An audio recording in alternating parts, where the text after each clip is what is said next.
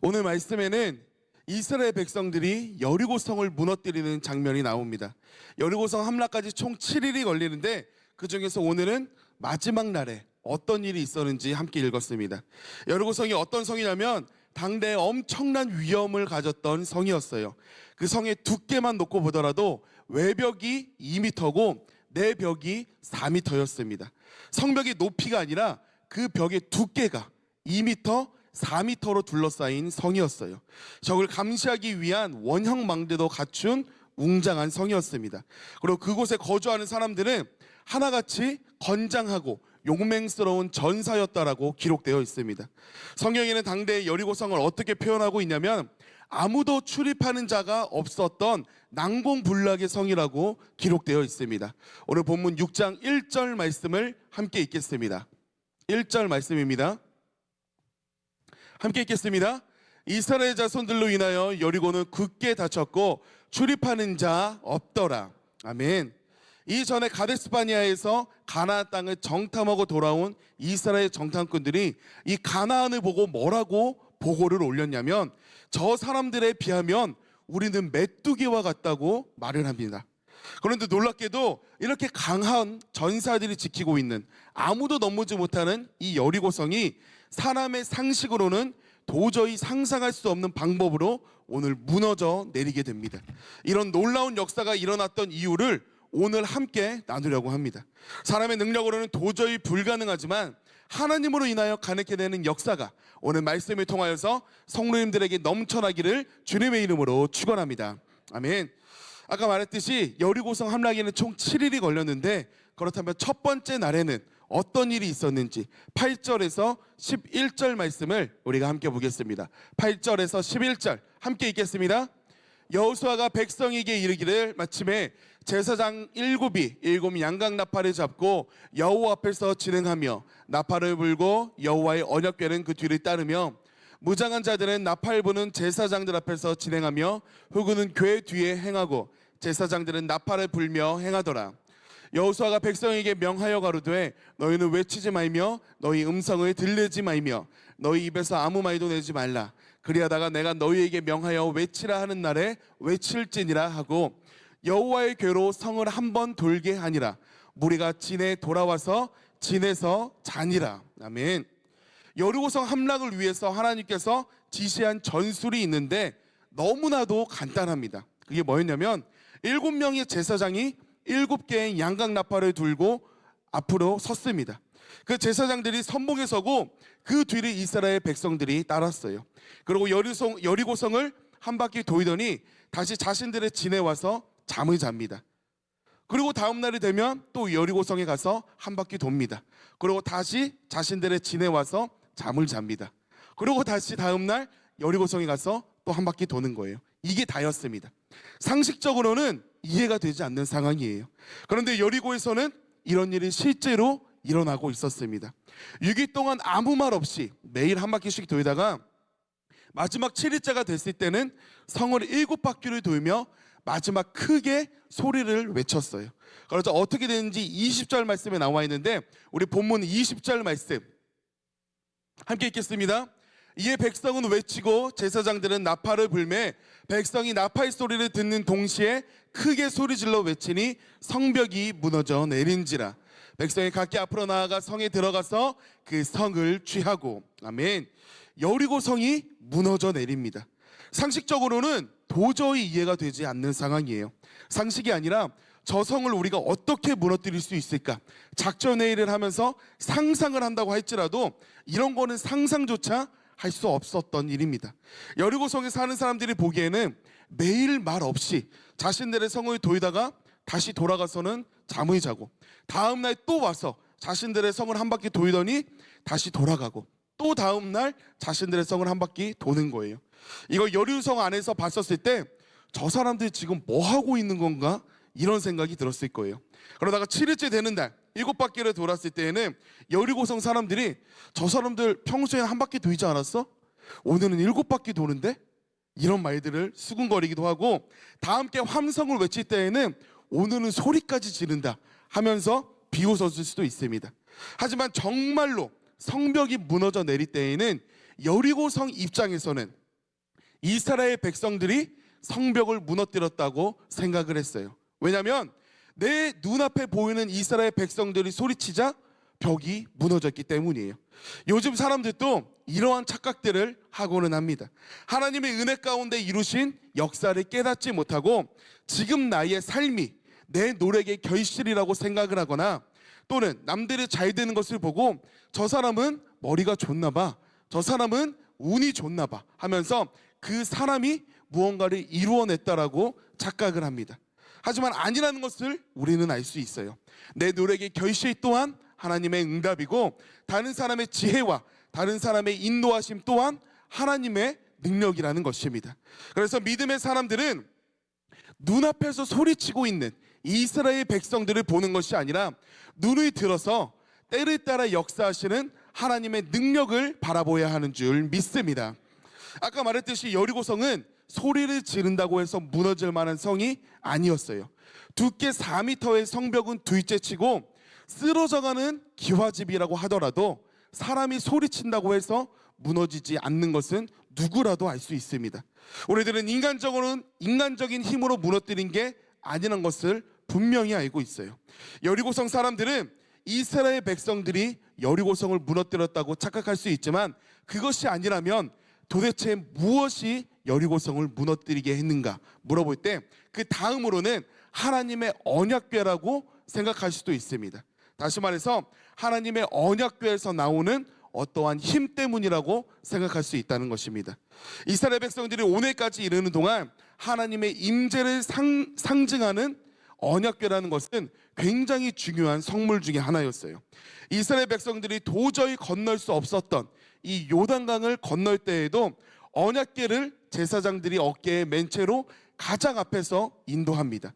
그리고 오늘도 제사장들이 백성들 앞에서 여호와의 궤를 어깨에 메고 백성들을 인도했어요. 다시 말해서 하나님의 말씀에 따라 움직이던 백성들이었다는 것입니다. 자신들의 걸음 앞에 하나님의 말씀이 항상 있었다는 거예요.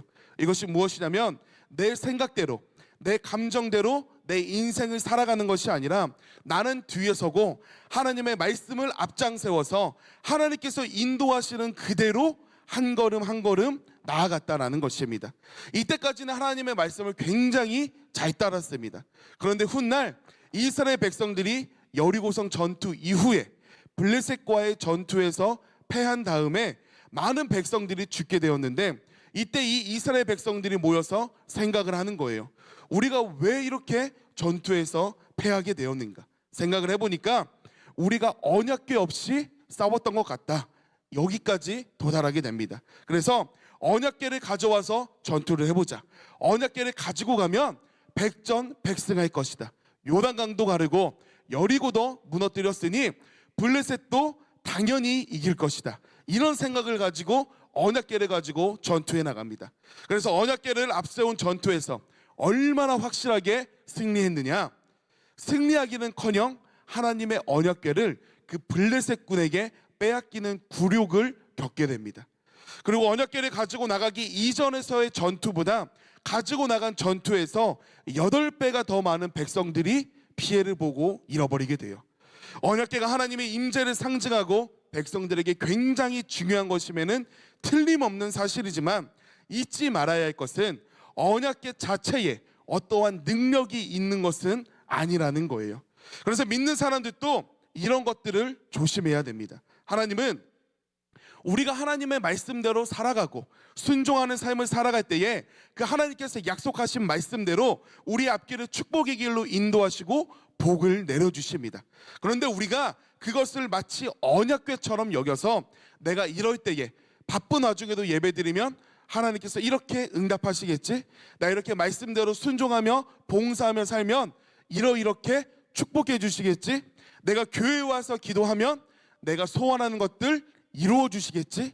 이런 식으로 내가 생각하는 대로, 내가 마음 먹은 대로 이루어 주실 것이라는 기대감을 가지고 하나님의 말씀을 앞세워서는 안 된다라는 것입니다.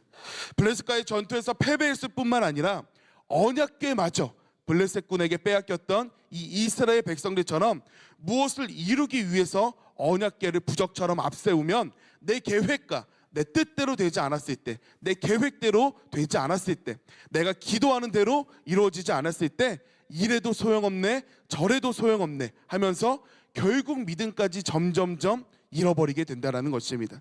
그래서 우리가 항상 가슴에 새기고 살아야 할 것은 내가 무의식 중이라도, 내가 미처 깨닫지 못하는 중에 무의식 중이라도 하나님의 말씀을 어떠한 보상 심리로 삼았던 것이 있다면 즉시로 회개하고 그 마음은 내려놓아야 합니다.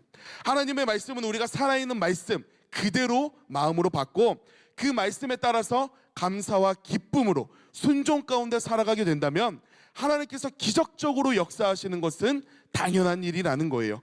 그럴 때 예수님과의 동행이 나에게 행복한 동행이 되고 내 영혼이 잘됨같이 범사가 잘되는 축복은 하늘로부터 저절로 내려올 줄 믿습니다. 순수하게 하나님만을 의뢰하는 성도님들 되시기를 주님의 이름으로 축원합니다. 아멘. 여리고성을 무너뜨린 게 이스라엘 백성도 아니고 언약궤도 아니라면 그 역사의 주권자는 오직 여호와 하나님 한 분이심을 믿습니다. 이스라엘 백성들은 그 당시에 여리고성을 함락하기 위해서 어떤 사다리를 만들어서 성벽을 올렸다든지 통나무를 만들어서 성문을 부셨다든지 불화살을 써서 그 성을 탈취했다든지 아무것도 하지 않았어요. 이스라엘 백성들이 한 것은 하나님의 말씀을 듣고 묵묵히 성을 도는 것뿐이었습니다. 제가 만약에 말씀을 준비하다가 하나님의 감동을 받았다고 할게요. 교회 앞에 학교를 한 바퀴 돌겠습니다. 제가 선포를 했습니다. 벌써부터 아무도 일어나지 않으시네요. 네, 일어나지 않으셔도 돼요. 제가 만약에 우리가 교회 앞에 있는 학교를 한 바퀴 돌고 오겠습니다. 그러면 하나님께서 여러분의 소원하는 것들을 이뤄주실 것입니다. 선포를 했어요. 다 일어나서 나갔다고 가정을 해보겠습니다. 몇몇 분들은 이런 생각을 하실 수도 있어요. 진짜 학교 도는 건가? 요즘 날도 추워졌는데 그냥 걷는다고 무슨 역사가 일어나나? 이런 생각들을 충분히 하실 수 있습니다. 어느 교회 가는데 저보고 갑자기 학교 도이다 그러면 저도 그 생각을 할 것 같아요. 만약에 정말로 나갔다면 우리가 돌러 학교에 가는 길에 두세 명 정도는 집으로 새는 분들도 생길 수 있어요. 그러다가 어디 간 거냐고 전화하면 목사님 제가 급한 일이 있어가지고 잠깐 나왔다고, 다음에 제가 돌 일이 있으면 그때 학교 한 바퀴 조용히 돌고 가겠다고 이렇게 할 수도 있습니다. 그러면서 걸으면서 이런저런 말들을 서로 할 수도 있어요. 지금 이거 걷는 거 맞는 거죠 성도님? 몰라, 걸으라고 하니까 우선 걸어봐요. 이런 대화를 하면서 걸을 수도 있을 거예요. 이상한 게 아니라 누구나 그런 생각을 할 수 있습니다. 지금 주의 말씀을 사모하여 모인 우리들끼리도 그런 생각이 충분히 들 수 있는데, 성을 돌고 다시 돌아와서 자고, 다시 가서 성을 한 바퀴 돌고 다시 돌아와서 자고, 다음 날 아침에 일어나서 성을 돌고 다시 들어와서 자고, 다시 다음 날 일어나서 성을 돌고 다시 돌아와서 자요. 이런 상황 속에서 그 수많은 이스라엘 백성들이 부정적인 생각을 하는 사람들이 과연 한 명도 없었겠냐는 거예요. 분명히 있었을 것입니다.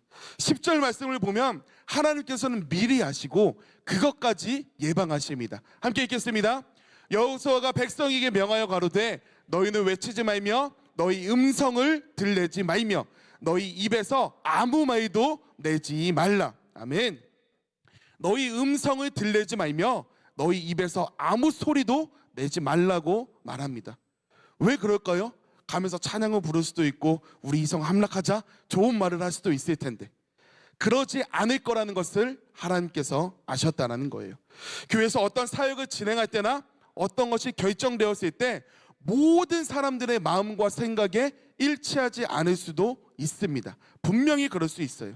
자신의 생각과 때로는 다른 일들이 진행될 때도 있습니다. 그런데 우리는 그럴 때마다 내 생각과 다르다고 내 생각에 붙잡히거나 부정적인 생각을 말로 내어서는 안 된다는 것입니다. 우리가 그래도 하나님의 말씀으로 잘 훈련되어서 하나님의 말씀 앞에 순종하기로 작정을 했다면 주의 일을 할 때 불평불만하면서 감당하는 것이 아니라 하나님의 말씀 앞에 감사와 기쁨 가운데에 온전한 순종을 보여야 하는 줄 믿습니다. 만약에 내가 하나님께서 말씀하실 때에 내 생각과 맞을 때만 내가 순종을 보였다면 오늘 여리고성을 아무 말도 없이 다시 돌고 들어오라는 말씀을 하셨을 때 누가 그 말씀 앞에서 순종을 보일 수 있겠냐는 거예요. 그래서 자신이 생각했을 때 납득이 될 때만 믿고 따르는 신앙이 아니라 하나님께서 어떻게 어떠한 방법으로 역사하실지 우리는 이해할 수도 없고 깨달아지지도 않지만 하나님의 계획은 언제나 선하시고 언제나 완전하시다는 것을 우리가 믿고 나는 어떠한 말씀에도 묵묵히 따르고 순종한다. 이러한 믿음이 우리 모두에게 있어야 하는 줄로 믿습니다. 이스라엘 백성들에게는 그런 믿음이 있었어요. 히브리서 11장 30절에 보면 이스라엘 백성들의 믿음을 칭찬하십니다. 읽겠습니다. 믿음으로 7일 동안 여리고를 두루 다니며 성이 무너졌으며. 아멘. 여리고성은 백성들의 하나님의 말씀을 믿고 행할 때 이루어졌습니다. 너무나 당연해요. 하나님의 말씀을 믿지 못했다면 그 많은 백성들이 아무 말 없이 여리고를 7일 동안 돌 리가 없다라는 거예요. 이스라엘 백성들에게는 내 상식과 내 경험과 내 생각으로는 도저히 이해가 되지도 않고 깨달아지지도 않지만 내가 하나님의 말씀을 믿고 따른다면 여리고는 무너질 것이라는 맹목적인 믿음이 있었습니다. 하나님께서는 이스라엘 백성들의 그 믿음을 보시고 오늘 역사하셨다고 말씀하고 계십니다.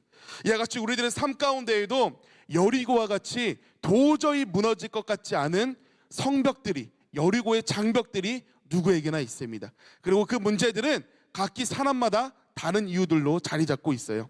남을 사랑하지 못하고 하나 되지 못하는 여리고, 겸손하게 남을 섬기지 못하는 마음의 장벽, 매 순간 남을 판단하고 정죄하는 여리고, 말씀을 온전히 지키지 못하게 내 안에 막고 있는 견고한 자아, 수많은 여리고의 장벽들이 있지만 그 많은 여리고들을 무너뜨릴 수 있는 것은 오직 하나님을 향한 온전한 믿음으로 주의 말씀에 따를 때에 하나님의 능력으로만 무너뜨릴 수 있음을 믿으시기 바랍니다.